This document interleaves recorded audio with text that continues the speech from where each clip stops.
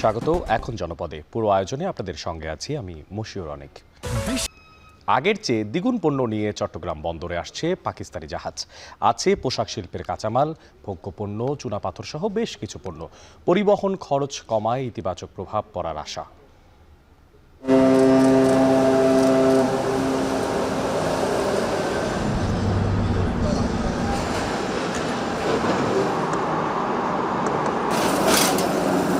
পাকিস্তান থেকে না, সকল জাহাজের ক্ষেত্রে পণ্য যখন আসে আইজিএম সাবমিট হয়, বিল অফ এন্ট্রি সাবমিট হয়, যেগুলি আমাদের সিলেকশনের মধ্যে থাকে সেগুলি আমরা এক্সামিন করি। বাংলাদেশে আমদানিকারকরা যদি পাকিস্তান থেকে সরাসরি কার্গো আনতে চায় তাহলে ডিমান্ড অনুযায়ী জাহাজ প্লেস হবে। এ নিয়ে এখন জনপদে থাকছে বিস্তারিত।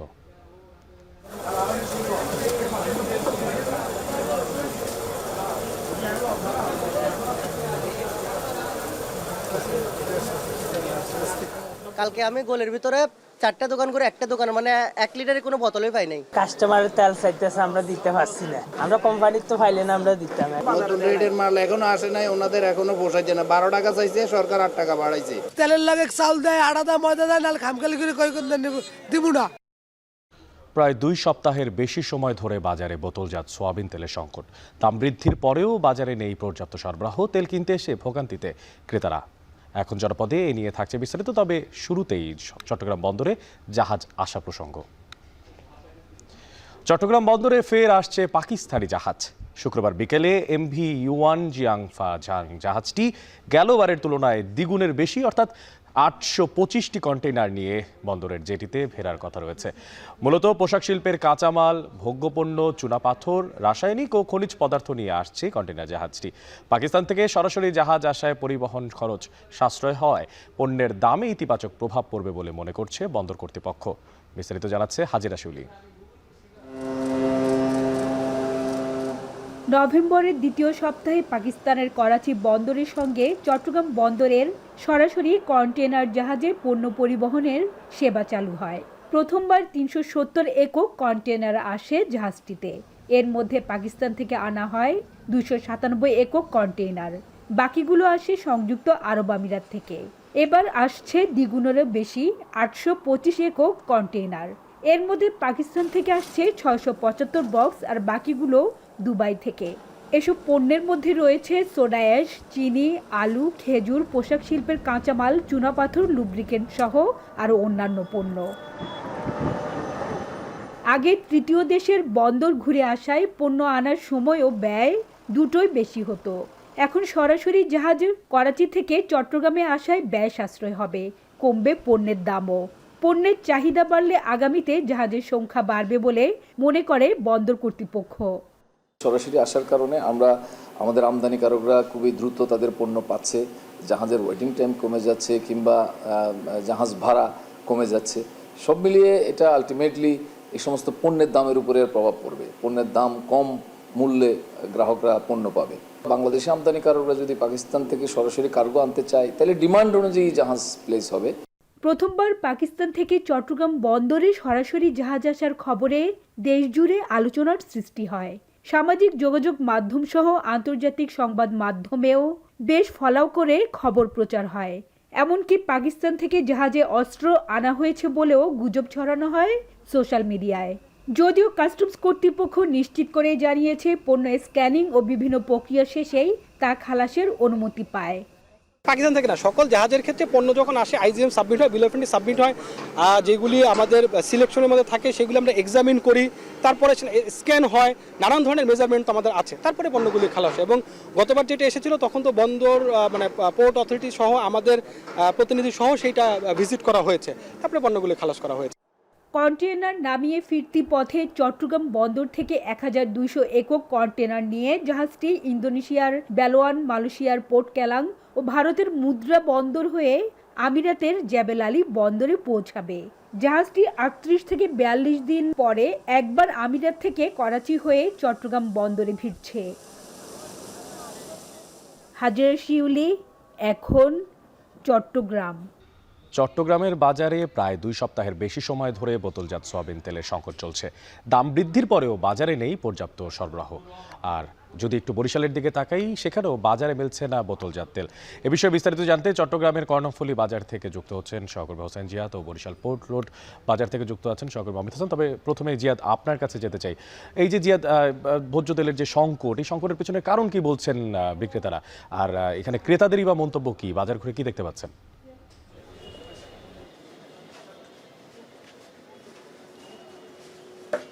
অনেক মূলত ক্রেতারা এক দোকান থেকে আরেক দোকানে ঘুরছেন, মূলত 1 লিটার কিংবা 2 লিটার বা 3 লিটারের যে তেলের বোতলজাত সয়াবিন তেল সেটির জন্য। কোনো দোকানে আসলে যেই চাহিদা সেই তুলনায় সরবরাহ নেই। 2-1টি দোকানে বাজারের শুরুর দিকের 2-1টি দোকানে হয়তো তেলের সরবরাহ আছে, কিন্তু বাকি দোকানিরা এইসব দোকান থেকে নিয়ে গিয়ে মূলত বোতলজাত সয়াবিন তেল বিক্রি করছেন। যদি এর মধ্যে কিন্তু খোলা যে সয়াবিন তেল কিংবা পাম তেল সেটির চাহিদা কিন্তু অনেক বেশি বেড়েছে। খোলা যে সয়াবিন তেলটি সেটি আজকে চট্টগ্রামের বাজারে বিক্রি হচ্ছে প্রতি লিটার 180 টাকায়। লিটার নয়, এটি কেজিতে বিক্রি হয়, প্রতি কেজি 180 টাকায় বিক্রি হচ্ছে। খোলা পাম তেল যেটি সেটি বিক্রি হচ্ছে 165 থেকে 168 টাকা প্রতি কেজি। মূলত এই তেল সয়াবিন তেলের খোলা সয়াবিন তেলের যে দাম অর্থাৎ 180 টাকা প্রতি কেজি বিক্রি হচ্ছে, তার তুলনায় যদি বলি যে বোতলজাত সয়াবিন তেলের যে নতুন দাম নির্ধারণ করা হয়েছে সেটি প্রতি লিটার 175 টাকা, অর্থাৎ 8 টাকা বাড়ানোর পর সেটি 175 টাকায় গিয়ে দাঁড়িয়েছে। এখন যেটি বলা হচ্ছে যে অনেকে আশঙ্কা যেটি করছেন যে যারা ডিলার রয়েছেন কিংবা পাইকার বিক্রেতা রয়েছেন তারা বোতলজাত সয়াবিন তেল কিনে তারা হয়তো খোলা সয়াবিন হিসেবে বিক্রি করছে, যেহেতু সেটিতে খানিকটা লাভ বেশি পাওয়া যাচ্ছে। আর বোতলজাত সয়াবিন তেলের সংকট কিন্তু গেল 2 সপ্তাহ ধরে চট্টগ্রামের বাজারে রয়েছে এবং এখানকার বিক্রেতারা বলছেন এই খোলা সয়াবিন তেল বোতলজাত সয়াবিন তেলটি কেনার জন্য বিভিন্ন যে প্রতিষ্ঠানগুলো রয়েছে তারা প্রতি কার্টুনে কখনো বাসমতি চাল, কখনো চিনি গুঁড়া চাল এবং কখনো অন্যান্য যেই দ্রব্যগুলো কোম্পানি বিক্রি করে বাজারে সেই জিনিসগুলো কিনতে বাধ্য করছে। সেই ক্ষেত্রে তারা এক ধরনের লোকসানে পড়ছেন, কারণ সানফ্লাওয়ার অয়েল কিংবা বাসমতি চাল সেগুলোর খুব একটা গ্রাহক নেই, তাদেরকে বাধ্য হয়ে সেটি কিনে মূলত সয়াবিন তেলের সরবরাহ ঠিক করতে হচ্ছে। এই সংকট কিন্তু দাম বাড়ানোর আগ থেকেই, কিন্তু দাম বাড়ানোর পরে তারা যেটি আশা করছিলেন যে সরবরাহ আবারও স্বাভাবিক হবে সেটি কিন্তু হয়নি। এক্ষেত্রে তারা বলছেন যে সরকার যে নজরদারি করা দরকার বাজারে একটি কারখানা বা মিলার থেকে ডিলার পর্যায়ে হয়ে খুচরা পর্যন্ত আসতে, সেই জায়গায় কোথায় আসলে ঘাটতি সেটি আসলে এক ধরনের নজরদারি প্রয়োজন বলে তারা মনে করছেন। অনেক এবার একটু বরিশালে যেতে চাই। বরিশালে আছেন সহকর্মী অমিত হাসান। অমিত, যেমনটা জানছিলাম চট্টগ্রামে কিন্তু সেই ব্যাপারটাই, ভোজ্য তেলের দাম বেড়েছে কিন্তু এখন পর্যন্ত সেখানে পর্যাপ্ত সরবরাহ নেই। আপনি তো বরিশালে আছেন, তো বরিশালের ব্যবসায়ীরা কি বলছেন? এই সংকটের পেছনের কি কারণ থাকতে পারে?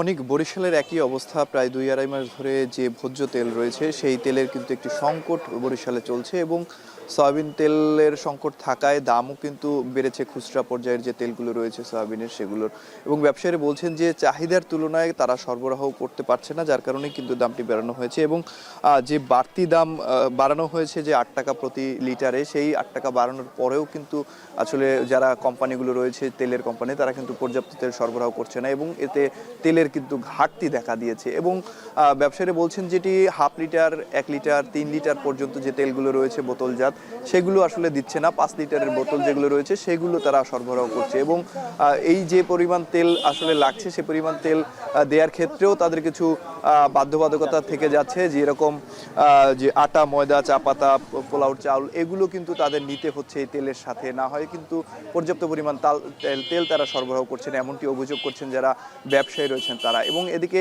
এই যে ভোজ্য তেল, বোতলজাতের যে তেলগুলো রয়েছে সেগুলোর ঘাটতি থাকার কারণে কিন্তু খুচরা যে তেলগুলো রয়েছে সেগুলোর দাম বেড়েছে এবং গত 2 মাস আগেও যে তেল আসলে 165 থেকে 170 টাকায় বিক্রি হচ্ছিল সেগুলো আজকে বাজারে কিন্তু 185 থেকে 190 টাকায় বিক্রি হচ্ছে। এবং আরেকটু যদি বলি যে বরিশালের যে তেলের বাজারগুলো রয়েছে স্থানীয় পর্যায়ের, সেই তেলের বাজারের যারা ব্যবসায়ী রয়েছেন তারা আসলে তেলের সংকটে কিছুটা সমস্যায় পড়ছেন, যে ক্রেতাদের চাহিদা মতো তারা তেল সরবরাহ করতে পারছে না। অন্যদিকে ক্রেতারা বলছেন যে তেলের দাম বাড়ানো হয়েছে, এরপরও কিন্তু তেলের যে ঘাটতি সেটি রয়েছে, যার কারণে কেনাকাটা করতে এসেও দাম বাড়ার কারণে কিছুটা হিমশিম খাচ্ছেন যারা ক্রেতা রয়েছেন তারা। অন্যদিকে খুচরা পর্যায়ের যে তেলগুলো রয়েছে সেগুলোর দামও বেড়েছে, যার কারণে কিন্তু কিছুটা সমস্যায় পড়ছেন। এবং এইখানে তারা আসলে বলছেন যে এই যে সিন্ডিকেট রয়েছে সেই সিন্ডিকেট আসলে ভেঙে আসলে দামটি নিয়ন্ত্রণ করা দরকার, এবং এক্ষেত্রে সরকারের যে নজরদারি সেটি আরও বাড়ানো প্রয়োজন বলে মনে করেন। এবং তারা আরও জানিয়েছেন যে এই যে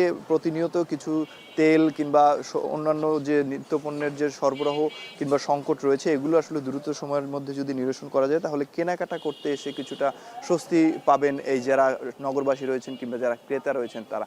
এবং আরেকটু জানিয়ে রাখি, বরিশালে যে তেল কোম্পানিগুলো রয়েছে এর মধ্যে রূপচাঁদা, তীর, পুষ্টি এদের তেলটি আসলে এখন পর্যন্ত বাজারে সরবরাহ করা হচ্ছে, যেটি নতুন দামের তেল রয়েছে। কিন্তু ফ্রেশ কিংবা এসিআইয়ের যে তেলগুলো রয়েছে সেগুলো এখনও বাজারে কিন্তু দেখা যাচ্ছে না। এবং ব্যবসায়ীরা বলছেন যে যদিও দেয়া হয় সেক্ষেত্রেও যে হাফ লিটার কিংবা 1 লিটার 3 লিটারের যে বোতলগুলো রয়েছে সেগুলো সরবরাহ এখনও স্বাভাবিক হয়নি।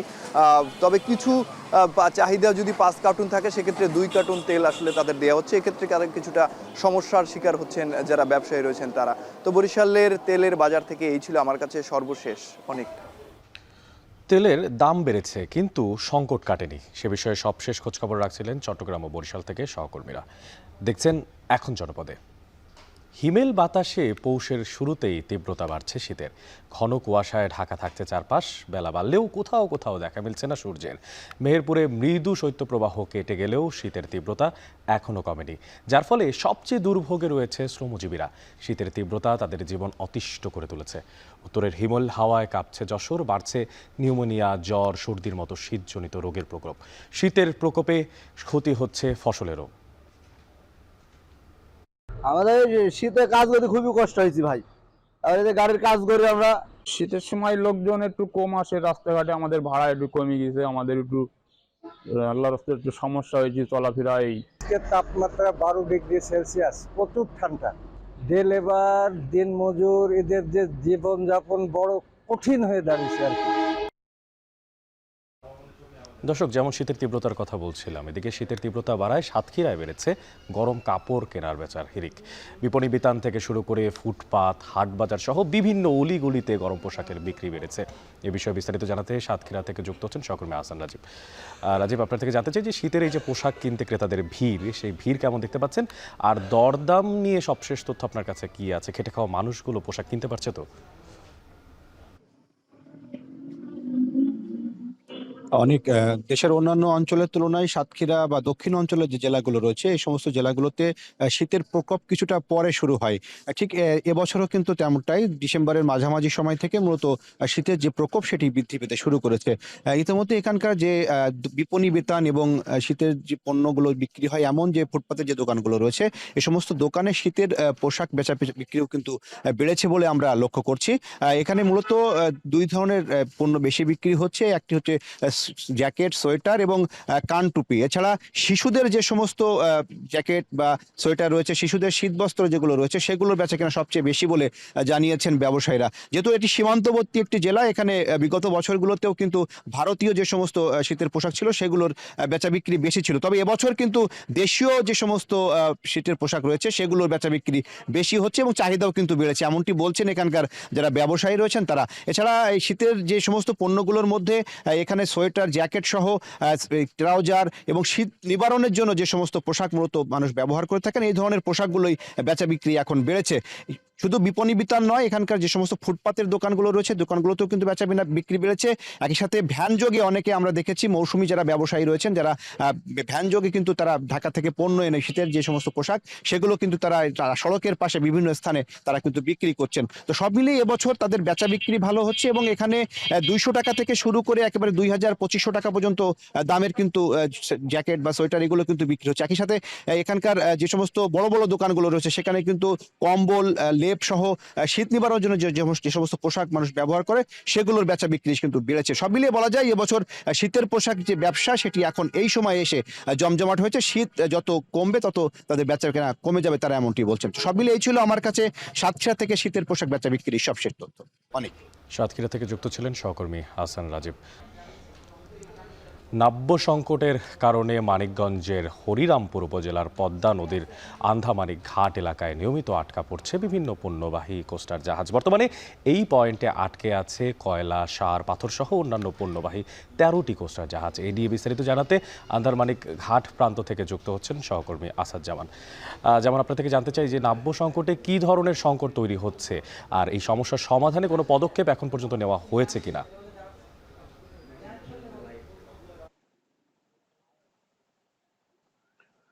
অনেক আপনি যেমনটি বলছিলেন, আমি এখন রয়েছি হরিরামপুরের আন্ধারমানিক ঘাট প্রান্তে। তো আমার সামনে এবং পেছনে মোট 13টি কোস্টার জাহাজ কিন্তু এখানে নোঙর করে রাখা হয়েছে।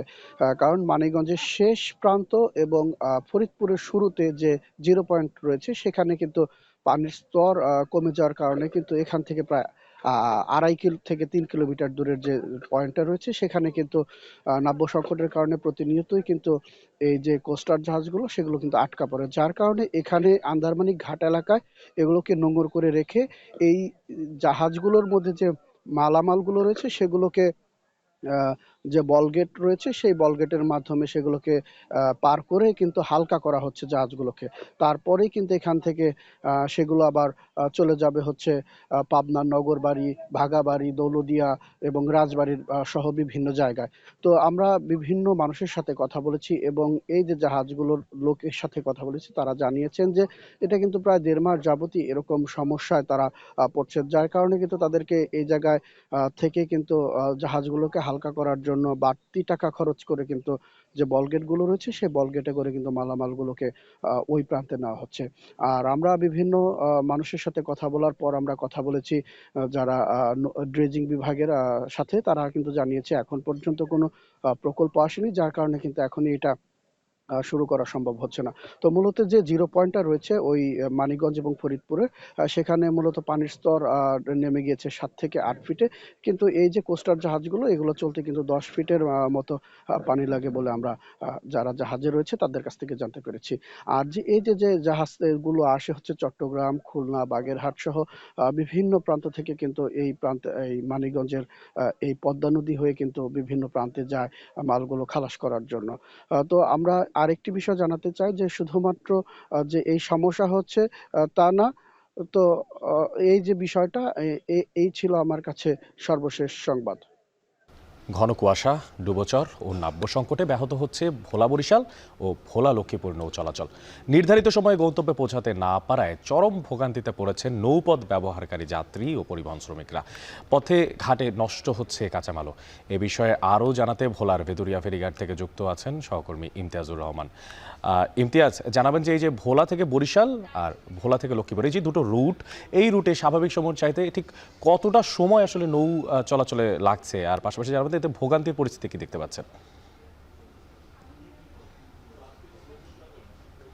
অনেক শীতের তীব্রতা শুরু হয়েছে। শীতের তীব্রতার সাথে সাথে কিন্তু কুয়াশা এবং শুষ্ক মৌসুম থাকা কিন্তু নদীতে বেশ কিছু ডুবোচর জেগে উঠেছে। বিশেষ করে ভোলা লক্ষ্মীপুর নৌ রুটের যেই মেঘনা নদীর পয়েন্টে প্রায় 9 কিলোমিটারের মতো এলাকা ঘুরে যেতে হচ্ছে ফেরি কর্তৃপক্ষকে। বিশেষ করে ভোলা থেকে লক্ষ্মীপুর পর্যন্ত 35 কিলোমিটার 28 কিলোমিটার যোগাযোগ ব্যবস্থার সড়ক থাকলেও কিন্তু নৌপথ থাকলেও কিন্তু সেখানে প্রায় 35 থেকে 40 কিলোমিটার পর্যন্ত ফেরি কর্তৃপক্ষকে ঘুরে যেতে হচ্ছে। এতে করে প্রায় স্বাভাবিক সময় 1 ঘন্টা সময় লাগলো, 1 থেকে 1.5 ঘন্টা সময় লাগলো, কিন্তু এখন 3 থেকে 3.5 ঘন্টা সময় পার হওয়ার পরেও কিন্তু নির্দিষ্ট সময়ে তারা গন্তব্যে পৌঁছাতে পারছে না। এছাড়াও আমি এখন রয়েছে ভোলার ভেদুরিয়া ফেরিঘাটে। এখানে ভোলা বরিশাল যে নৌ রুটটি রয়েছে সেই নৌ রুটেও প্রায় 2 কিলোমিটার উপরে ডুবোচর জেগে ওঠার কারণে কিন্তু এখানের লঞ্চ যোগাযোগ কিছুটা স্বাভাবিক থাকলেও কিন্তু ফেরি যোগাযোগ কিন্তু একরকম বন্ধের মুখে রয়েছে। আমি বিআইডব্লিউটিসি কর্তৃপক্ষের সাথে কথা বলেছিলাম, তারা জানিয়েছে যে এই নৌ রুটের যেই ডুবোচরটি যদি অপসারণ না করা হয় তাহলে কিন্তু ফেরি চলাচল একেবারে বন্ধ হয়ে যাবে। এতে করে ভোলা বরিশাল সহ যেই ঢাকা রুটে যেই যাত্রী এবং মালবাহী যেই ট্রাক বা অন্যান্য বাস গাড়ি রয়েছে তা কিন্তু চলাচলে অনেকটাই বিপাকে পড়বে। ফেরি কর্তৃপক্ষ বিআরডব্লিউটি এর কাছে একাধিকবার লিখিতভাবে এবং মৌখিকভাবে জানানোর পরেও কিন্তু দীর্ঘ 3 থেকে 4 বছর পর্যন্ত কিন্তু কোনো স্থায়ী কোনো সুরাহা পাচ্ছে না বলে কিন্তু ফেরি কর্তৃপক্ষ জানিয়েছে। এই বিষয়ে আমি স্থানীয় যে বিআরডব্লিউটি কর্তৃপক্ষ রয়েছে তাদের সাথে কথা বলেছিলাম, তারা কিন্তু এর কোনো স্থায়ী সমাধান দিতে পারেনি। তবে তারা দায় চাপিয়ে যাচ্ছেন কিন্তু ড্রেজিং বিভাগের উপরে। আমি বরিশাল বিভাগীয় যে ড্রেজিং কর্তৃপক্ষ রয়েছে তাদের প্রায় ঊর্ধ্বতন 3 থেকে 4 জন কর্মকর্তার সাথে যোগাযোগ করার পরেও কিন্তু তারা স্থায়ী কোনো সুরাহা দিতে পারছে না। তারা বলছেন যে অতি শীঘ্রই তাদের এই নৌপথে যে ডুবোচর রয়েছে তা সমাধান হবে। কিন্তু এই স্থানীয় যেই বাসিন্দা রয়েছেন, ট্রাক শ্রমিক রয়েছেন এবং বিআরডব্লিউটিসি কর্তৃপক্ষ রয়েছে, তারা বলছে যে দীর্ঘ প্রায় 3 থেকে 4 বছর পর্যন্ত ভোলার এই তেঁতুলিয়া নদী, ভেদুরিয়া পয়েন্টের তেঁতুলিয়া নদীতে প্রায় বরিশালের যে ড্রেজিং বিভাগ রয়েছে তারা কাজ করে যাচ্ছে এবং নদী থেকে যেই বালু এবং চর কেটে যাচ্ছে কাটছে এবং এই তেঁতুলিয়া নদীতে যেখান থেকে কাটছে তার পাশেই ফেলার কারণে কিন্তু পুনরায় ডুবোচর জেগে ওঠার কারণে কোনো স্থায়ী কোনো সমাধান হচ্ছে না। প্রতি বছরই কিন্তু শীত মৌসুমে কিন্তু এই ডুবোচর জেগে ওঠায় ভোলা বরিশাল রুটে কিন্তু এই লঞ্চ চলাচল, ফেরি চলাচলে বিঘ্ন করছে। এতে করে যাত্রী এবং পণ্যবাহী যে কাঁচামাল রয়েছে তা পৌঁছাতে কিন্তু অনেকটাই ভোগান্তিতে পড়তে হচ্ছে বলে কিন্তু বাস এবং ট্রাক শ্রমিকরা জানিয়েছেন। অপরদিকে ভোলা বরিশাল রুটে যে ভোলা লক্ষ্মীপুর, ভোলা বরিশাল উভয় রুটে কিন্তু এই ডুবোচরের কারণে কিন্তু বিঘ্ন করছে। তো এই ছিল আমার কাছে ভোলার ভেদুরিয়া ঘাট থেকে নাব্যতা সংকটের সর্বশেষ তথ্য। অনেক ঘন কুয়াশার সাথে নাব্যতা সংকটের কারণে ভোলা বরিশাল, ভোলা লক্ষ্মীপুরের নৌ রুটের চলাচলকারী যাত্রীরা ভোগান্তিতে পড়েছেন। সবশেষ সহকর্মী ইমতিয়াজুর রহমান খোঁজখবর রাখছিলেন সেখান থেকে। দেখছেন এখন জনপদে। আমার মন বসে না শহরে, ইট পাথরের নগরে, তাই তো এলাম সাগরে, তাই তো এলাম সাগরে। এই শীতের মৌসুমে সাগর পাড়ে ছুটে যাওয়ার ইচ্ছা কারই বা নেই। শীত মৌসুমের সমুদ্র ও পাহাড়ের অনাবিল সৌন্দর্যের টানে কক্সবাজারে ভিড় জমিয়েছেন বিপুল সংখ্যক পর্যটক। বুকিং হয়ে গেছে হোটেল, রিসোর্ট, গেস্ট হাউসের বেশিরভাগ রুম।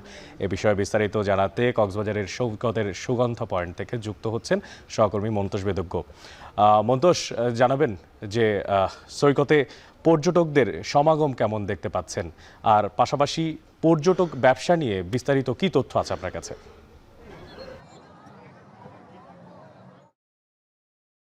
পৃথিবীর দীর্ঘতম অবিচ্ছেদ্য সমুদ্র সৈকতের শহরে কক্সবাজারে এখন প্রচুর মানুষের ভিড়। আমরা সকাল থেকে দেখছি যে সৈকতের যে সুগন্ধা থেকে শুরু করে এখানে কলাতলি কিংবা লাবণী পয়েন্ট রয়েছে, এইসব পয়েন্টে বিপুল সংখ্যক মানুষ ভিড় করেছেন। বলা যায় যে এখানে হাজার হাজার মানুষের আসলে সবগুলো পয়েন্টে উপস্থিতি এবং লোকারণ্য আসলে বলা যায়। এবং এই যে বিপুল মানুষের উপস্থিতি, এটির কারণে কক্সবাজারের যে ব্যবসা বাণিজ্য রয়েছে সবগুলো ব্যবসা বাণিজ্য কিন্তু চাঙা বলা যায়। এবং হোটেল মোটেলগুলোতে শতভাগ যে তারকা মানের হোটেলগুলো রয়েছে মূলত শতভাগ কক্ষ বুকিং রয়েছে এখন। এবং এখানে এসে আমরা কয়েকজন পর্যটকের সাথে কথা বলে যেটি জানতে পেরেছি, অনেকেই কিন্তু এখানে যে কক্ষ ভাড়া বেশি নেওয়া হচ্ছে অনেক ক্ষেত্রে, সেই কারণেও কিন্তু অনেকে কক্ষ না পেয়ে সৈকতে ছুটে এসেছেন। অনেকে ব্যাগ নিয়েও কিন্তু এখানে আমরা সৈকতে চলে এসেছেন, এরকম পরিস্থিতিও আমরা এখানে দেখেছি। এবং আজকে আমরা এখানে একটি তথ্য দিয়ে রাখতে চাই। মূলত টুরিস্ট পুলিশের যে তৎপরতা, বিশেষ করে গত 5ই আগস্টের পর থেকে কিছুটা তৎপরতা কমে গিয়েছিল, সেই তৎপরতাতে কিন্তু আবারও বেড়েছে। এবং আমরা আজকে দেখছি যে টুরিস্ট পুলিশও বেশ তৎপর রয়েছে সকাল থেকে, এখানে যাতে কোনো ধরনের অপ্রীতিকর ঘটনা না ঘটে, যেহেতু বিশাল একটি চাপ এখানে তৈরি হয়েছে পর্যটকদের, সেই কারণে তাদের তৎপরতা আমরা দেখছি। এবং এখানে সৈকত কেন্দ্রিক যে ব্যবসা বাণিজ্য গুলো রয়েছে, এখানে ক্ষুদ্র হকার থেকে শুরু করে এখানে যে ফটোগ্রাফার কিংবা বিচ বাইক চালক, এখানে ঘোড়া চালকরা রয়েছেন, জেটিস্কি চালকরা রয়েছেন, সবার মাঝে কিন্তু একটা স্বস্তি, আনন্দ কিন্তু কাজ করছে প্রচুর পর্যটক উপস্থিতির কারণে। এবং তাদের যে বাণিজ্য, তাদের যে বেচা কেনা, সেটি কিন্তু বেড়েছে। শুধুমাত্র সৈকত নয়, এখানে যে অন্যান্য পর্যটন স্পটগুলো রয়েছে, বিশেষ করে মেরিন ড্রাইভ সড়কের কক্সবাজার থেকে টেকনাফ যে মেরিন ড্রাইভ সড়ক, এই সড়কের পার্শ্ববর্তী যে পর্যটন স্পটগুলো রয়েছে, বিশেষ করে ইনানি, হিমছড়ি কিংবা দরিয়ানগরের কথা যদি বলি, এছাড়া এর বাইরে এখানে মহেশখালী দ্বীপের যে আদিনাথ মন্দির রয়েছে সেখানেও পর্যটকদের উপস্থিতি। এছাড়া টেকনাফের যে সেন্ট মার্টিন দ্বীপ রয়েছে সেখানেও প্রতিদিন 2000 করে পর্যটক যাতায়াতের সুযোগ পাচ্ছেন। এবং এই যে দীর্ঘ একটি যাত্রা, সেটিও কিন্তু পর্যটকরা উপভোগ করছেন বলে আমাদের জানিয়েছেন। এবং প্রচুর পর্যটক এখানে আসার কারণে এখানে কয়েক হাজার কোটি টাকার ব্যবসা কিন্তু এই শীত মৌসুমে হবে বলে এখানকার ব্যবসায়ীরা আশা করছেন, সেই কথাটি তারা আমাদেরকে জানাচ্ছিলেন। অনেক এই ছিল আমার কাছে সবশেষ। এবার সমুদ্রের অন্য আরেকটা প্রান্ত কুয়াকাটা, সেখানে আছেন সহকর্মী জসিম পারভেজ। জসিম, আপনার থেকে জানতে চাই যে ছুটির দিনে ভিড় কেমন দেখতে পাচ্ছেন পর্যটকদের, এবং হোটেল মোটেলে যে বুকিং, সেই বুকিংয়ের সবশেষ অবস্থা, ব্যবসায়িক পরিস্থিতি কি দেখতে পাচ্ছেন?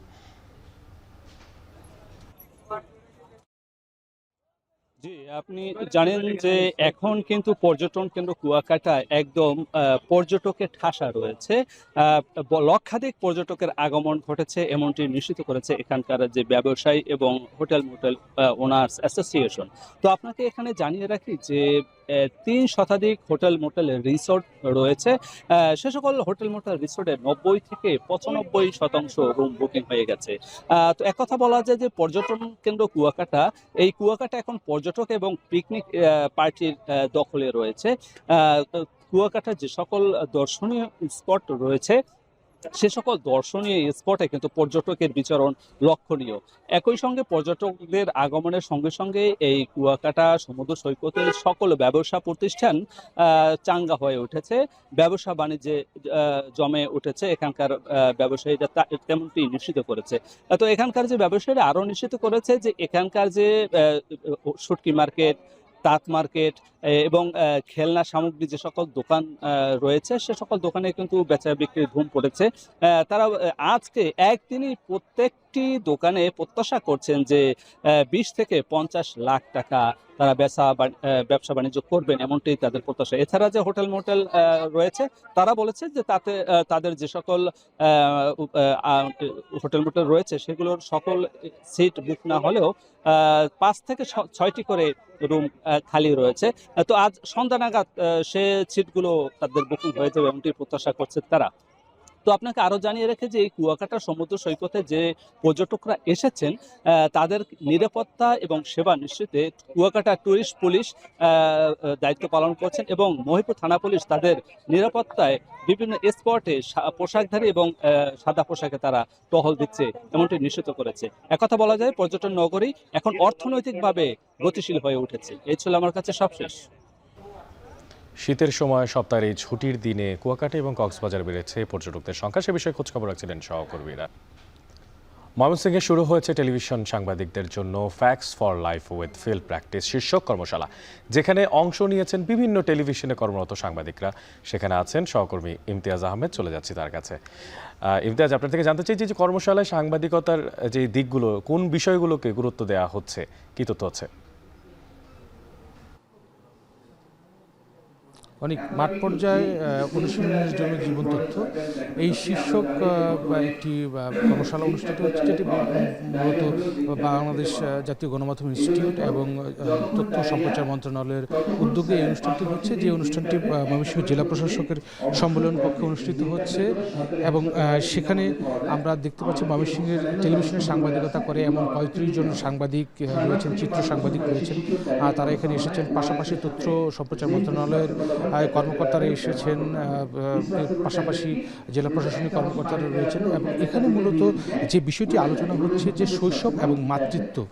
বিষয়টি হলো যে মাতৃত্বের নিশ্চয়তা এবং শৈশব এবং এই যে বিশেষ করে সরকারের যে একটি প্রোগ্রাম রয়েছে শিশু কিশোরী ও নারী উন্নয়নের সচেতনামূলক প্রচারণা কার্যক্রম প্রকল্প, তারই আওতায় এই আয়োজনটি করা হয়েছে। এবং যেটা বলার চেষ্টা করছেন আয়োজকরা যে সরকারের যে প্রকল্পগুলো রয়েছে নারী এবং শিশুদের জন্য, সেই প্রকল্পগুলো যেন গণমাধ্যম একেবারে প্রান্তিক পর্যায় থেকে তুলে আনেন এবং সেই বিষয়টি যেন বিশেষ করে সেখানে গুরুত্ব পেয়েছে। মাতৃত্ব, শিশু নির্যাতন, মাদক থেকে শুরু করে কিশোর গ্যাং এবং বিভিন্ন যে অপরাধ সংঘটিত হচ্ছে সেই বিষয়গুলোকে গণসচেতনমূলক যে কার্যক্রমগুলো সরকার পরিচালনা করে যাচ্ছে সেই কার্যক্রমগুলো যেন সাংবাদিকরা তাদের অনুসন্ধানী সাংবাদিকতার মাধ্যমে সেই বিষয়গুলো তুলে আনেন। সেই বিষয়গুলো নিয়েই কিন্তু তথ্য সম্প্রচার মন্ত্রণালয়ের যারা কর্মকর্তা রয়েছেন তারা এই বিষয়গুলো নিয়ে কাজ করছেন এবং সেগুলো সাংবাদিকদের মধ্যে তুলে নিচ্ছেন এবং সাংবাদিকদের সাথে মত বিনিময় করছেন এবং তারাও মাঠ পর্যায়ে থেকে কী সংবাদগুলো তারা পায়, কী ধরনের সমস্যাগুলোর সম্মুখীন হয় সেই বিষয়গুলো তুলে আনার চেষ্টা করছেন। যেটা বলছেন যে এই কাজগুলো যদি সাংবাদিকরা অনুসন্ধানী সাংবাদিকতার মাধ্যমে সমাজের এই নারী এবং শিশুদের যে বিষয়গুলোকে তুলে আনে তাহলে সরকারের পক্ষ থেকে এই কার্যক্রমগুলো, তার যে প্রকল্পগুলো রয়েছে সেই কার্যক্রমগুলো চালানো এবং সেটি আরও সহজ হবে। এবং এই ধরনের কার্যক্রম কিন্তু তারা মূলত শহর এবং প্রান্তিক পর্যায়ে কিন্তু তারা এই সচেতনমূলক এই কার্যক্রমগুলো চালিয়ে যাচ্ছেন। এবং যেহেতু এখানে টেলিভিশন মিডিয়া, সুতরাং সাংবাদিকতার পাশাপাশি যারা চিত্র সাংবাদিক রয়েছেন তাদের জন্য এই বিষয়টি কিন্তু আরও উন্মুক্ত করে দেওয়া হয়েছে এবং তাদেরও অনেক কিছু জানার আছে। সেই বিষয়টি মাথায় রেখে কিন্তু এই জাতীয় গণমাধ্যম ইনস্টিটিউট ও তথ্য ও সম্প্রচার মন্ত্রণালয়ের যৌথ উদ্যোগে কিন্তু এই আয়োজনটি করা হয়েছে। এবং এই আয়োজনের মধ্য দিয়ে কিন্তু সাংবাদিকরা তাদের একেবারে প্রান্তিক জনপদের যে নারী, শিশু থেকে শুরু করে সব ধরনের যে সমস্যাগুলো রয়েছে সেই সমস্যাগুলো চিহ্নিত করে আসছেন এবং সেগুলো তুলে ধরছেন এবং সেগুলো আলোকে কিন্তু আলোচকরা আলোকপাত করছেন। এবং আমরা এখানে দেখতে পেরেছি বিশেষ করে যারা একেবারে টেলিভিশন সাংবাদিক রয়েছেন এবং পাশাপাশি মন্ত্রণালয়ের সংশ্লিষ্ট সাংবাদিক যারা রয়েছেন তারা যেটা বলছেন যে সাংবাদিকদের মাধ্যমে যদি এই তথ্যগুলো উঠে আসে তাহলে হয়তো এবং তাহলে এই মন্ত্রণালয়ের এই কাজগুলো বা এই প্রকল্পগুলো সার্থক করার ক্ষেত্রে অনেকটাই সহায়তা হবে। সব মিলিয়ে এই ছিল ময়মনসিংহ থেকে কর্মশালার সর্বশেষ খবর আমার কাছে। অনেক ময়মনসিংহ থেকে facts for life with field practice শীর্ষক কর্মশালার সবশেষ খোঁজ খবর রাখছিলেন সহকর্মী ইমতিয়াজ আহমেদ। কুমিল্লার পাঁচথুবির মন্তের বাড়ি বা মহন্ত রাজার বাড়ি, যেখান থেকে ১৩০০ বছরের পুরনো বৌদ্ধ ও হিন্দু সংস্কৃতির নানা নিদর্শনের প্রমাণ পেয়েছে প্রত্নতত্ত্ব বিভাগ। সপ্তম থেকে দ্বাদশ শতকের এই পুরাকীর্তির ধ্বংসাবশেষ সংরক্ষণে খনন শুরু হয়ে গেছে ২০২১ থেকে ২০২২ অর্থ বছরে। তবে সংরক্ষণের অভাবে অরক্ষিত স্থাপনাগুলো। মাসুদ আলমের প্রতিবেদনে বিস্তারিত।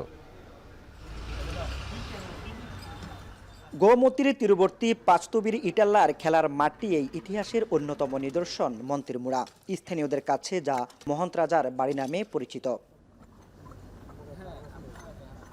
প্রত্নতত্ত্ববিদদের ধারণা সপ্তম থেকে দ্বাদশ শতকের এই মুড়া কোনো বৌদ্ধ বিহারের ধ্বংসাবশেষ, যেখানে শালবন বিহারের মতো বৌদ্ধ ও হিন্দু সংস্কৃতির নিদর্শনে রয়েছে।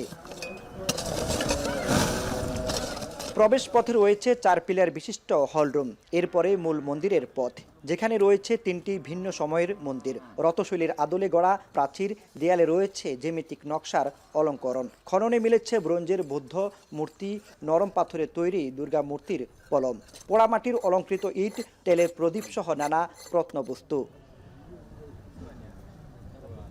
২০২১-২২ অর্থ বছরে প্রায় ১৩০০ বছরের পুরনো পুরাকীর্তি খনন ও সংরক্ষণের উদ্যোগ নেয় জেলা প্রত্নতত্ত্ব বিভাগ, যা শেষ না করেই ফেলে রাখা হয়েছে অরক্ষিত অবস্থায়। আইয়া ১৫-২০ দিন কাজ করে, আবার ২-৩ মাস বন্ধ থাকে। কাজের কোনো অগ্রগতি আমরা দেখতেছি না। আসলে এটা কি মন্দির, এটা কি অন্য কোনো পারপাস ব্যবহার হয়েছে, সেটা তো সম্পূর্ণ কাজ শেষ না হলে আপনি বলতে পারবেন না। তো সেই জন্য আমার মনে হয় যে এটা খুবই যৌক্তিক যে আমরা যেই জায়গাগুলিতেই খনন করব সেই জায়গায় যেন এটা যদি মেরিট থাকে যে সাইটটা সংরক্ষণ করা দরকার, আর্কিওলজিক্যাল একটা ইম্পর্টেন্স আছে, তাহলে এটার একটা মাস্টার প্ল্যান করা উচিত। লালমাই ময়নামতি থেকে পাঁচতুবির মন্ত্রের মুড়ার গুরুত্ব কোনো অংশে কম নয় বলছেন প্রত্নতত্ত্ববিদরা। তাই শিগগিরই খনন শেষে জায়গাটি দর্শনার্থীদের জন্য উন্মুক্ত করা হবে বলে জানান সংশ্লিষ্টরা। আমরা চেষ্টা করব যে এটাকে কাজগুলো সমাপ্ত করে এটাকে একটা যদি সীমানা প্রাচীরও দেয়া যায় এবং আশপাশের লোকজন যেন ক্ষুদ্র অর্থনীতির সঙ্গে এটার সাথে সম্পৃক্ত হয়, যেন তাদের নিজেদের সম্পৃক্ততা থাকে। মন্ত্রের মুড়া ছাড়াও পাঁচতুবিতে রয়েছে বৈষ্ণবমুড়া, বসন্তমুড়া, চণ্ডীমুড়া ও শিলমুড়া নামে আরও 4টি পুরাকীর্তির ধ্বংসাবশেষ। সেগুলো খনন ও সংরক্ষণে চলছে গবেষণা। মন্ত্রের মুড়ার এই পুরাকীর্তি প্রমাণ করে কেবল পাঁচতুবি নয়, কুমিল্লা ও চট্টগ্রামের সমতল ভূমি এবং পাহাড়ি এলাকায় ওই সময়ের অনেক প্রত্নস্থান টিকে থাকার সম্ভাবনা এখনও প্রবল।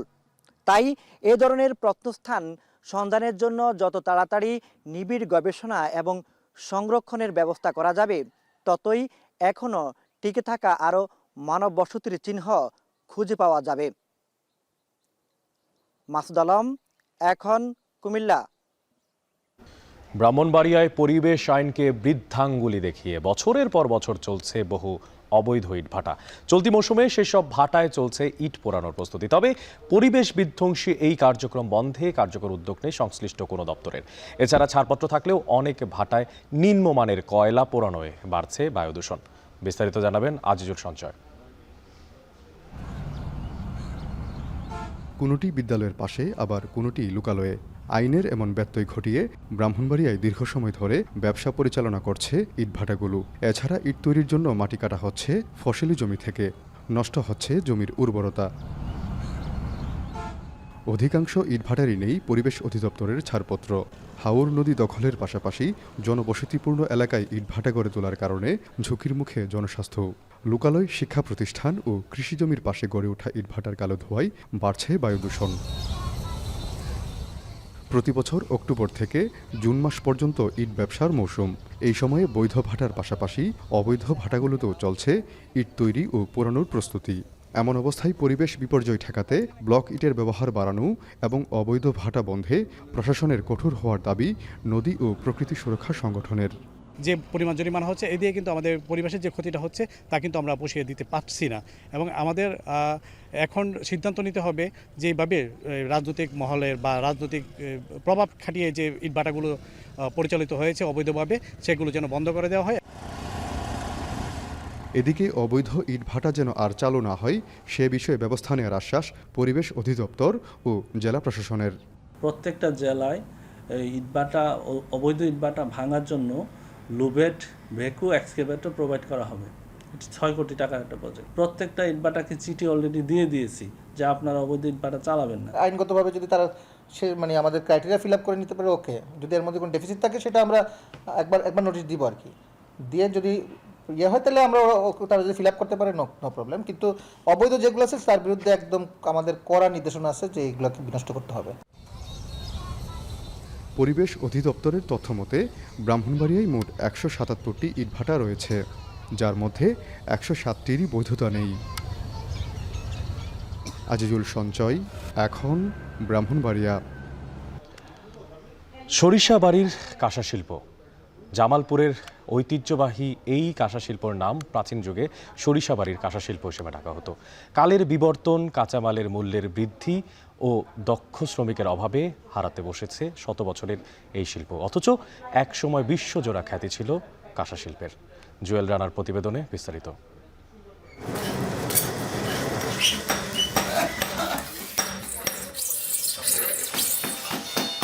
ইসলামপুর উপজেলার দরিয়াবাদ গ্রাম। এই গ্রামের কাঁসারি পাড়ায় এখনও টিকে আছে কাঁসা শিল্প। অনিল কর্মকারের বংশ পরম্পরার পেশা ছিল এই শিল্প। কারখানায় ভোরের রোদ ফোটার সাথে শুরু হয় শ্রমিকদের দিনভর পরিশ্রম। কাঁসার চাহিদা থাকলেও কাঁচামালের দাম বৃদ্ধি ও শ্রমিক সংকটে এই শিল্প এখন বিলুপ্তির পথে।